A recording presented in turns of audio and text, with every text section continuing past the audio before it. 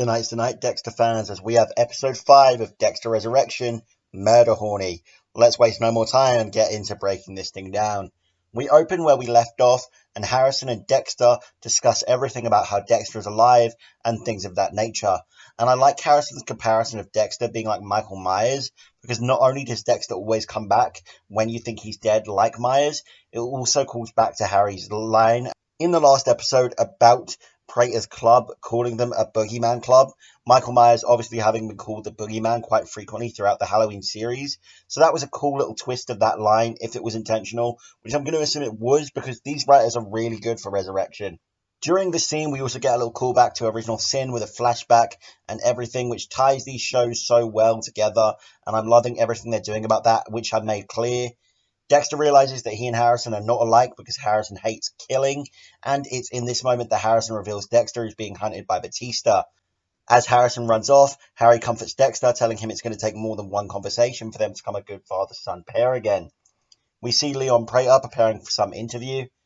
Harrison, calling the police, comes back to bite him as he's now talked into coming into the precinct later that afternoon.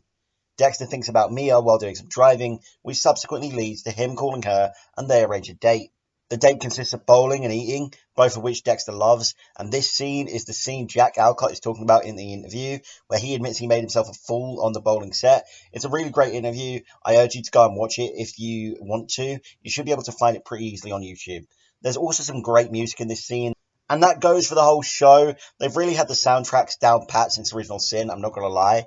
I do wish we could see some more original tracks, like the OG title sequence, and the music that plays in that opening My Name is Dexter, Dexter Morgan scene. So having those come back would be really cool. Harrison's meeting with Wallace doesn't go to plan as he realizes he's still a suspect, and it's clear she's gotten in his head as he storms out.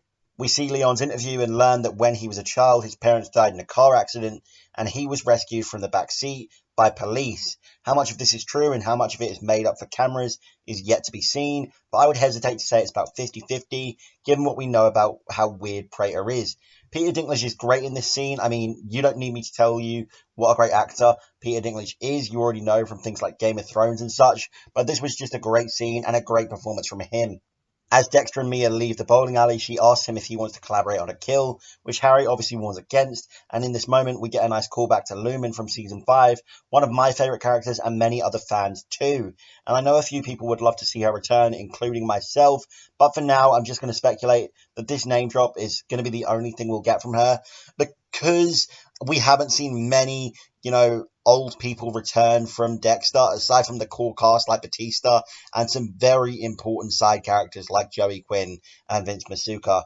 Although I wouldn't put it entirely out of the question, because Julia Stiles did say she would be open to returning, and with this franchise, it's been made very clear, you never know when you can get called back. You think you're dead, you think you're out of the mix, doesn't matter, you can come back for a flashback, you can come back in Dexter's head.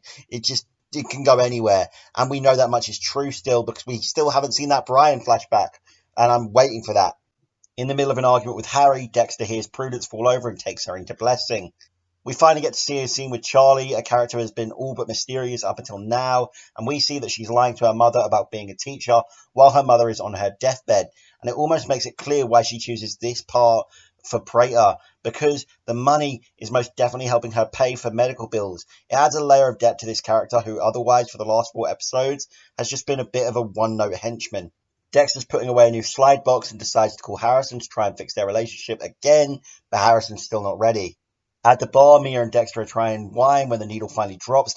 Mia is no Lady Vengeance, and in actuality, she kills any guy she can get her hands on, and she enjoys it. Krysten Ritter was amazing here. I was actually holding my breath to see this character, who I really liked, and when the mask dropped, it actually hit me in such a short time of knowing Lady Vengeance as well, and it just goes to show the craftsmanship on this show is amazing. Mia's all up in arms to go kill someone, and Dexter wants to take her out, but has to refrain because he knows it'll be suspicious if not 1 but 2 of Prater's guests disappear right after he arrives. Obviously, Dexter knows he can't go in and kill her, but he can't let her go ahead and kill an innocent person, so instead, he calls the police on her with a fake voice, a move we've seen him pull before, and it's great to see that move come back. It really got a laugh out of me like it always does. He also manages to put Ryan Foster's murder on her, which seems to satiate the detectives. But We have 5 episodes, and we know somehow she's going to say she didn't kill Ryan, and it's going to fall back on Harrison. And I just want to bring up here that Lady Vengeance's kill technique genuinely made me go cold. It's one of the few instances in these shows where I felt sick watching one of these kill scenes. She is one sick bastard, and just how quickly they managed to go from nice, code-bearing woman, even if she's a serial killer, you can still root for her, to someone who makes you feel sick is amazing. Again, I can't commend the craftsmanship of this show enough. They've really had the ball down pat since Original Sin. They clearly don't want to let us down after New Blood and the ending of Season 8. But I won't get too ahead of myself. The history book is always repeating, and I guess we just have to wait and see. But I still have high hopes, even if people are, a bit back and forth with the ending, because Original Sin was so good. I'm tailing a bit, but yeah. Both Bautista and Harrison put together that Dexter pawned Ryan Foster's death on Mia while watching the news. Harrison and Dexter finally have a conversation where Dexter admits the truth about Rita's death and promises not to try and make Harrison kill again, and it seems to mend their relationship for now. The final scene sees Charlie having tracked Mia down and promising that her time in prison will be short and comfortable, and the credits roll with Michael C. Hall's band, Princess Goes, and their song, Eat an Eraser. And I love that they use a Princess Goes song. I love Princess Goes. It's such an amazing band. I wasn't expecting, the guy who plays Dexter to be this good with music, but he is. And their inclusion here will hopefully help other people realize he's good with music too and go and watch it and listen to his stuff.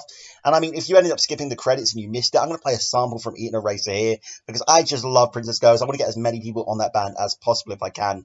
I hope to see them one day. Here's a sample from Eat an Eraser.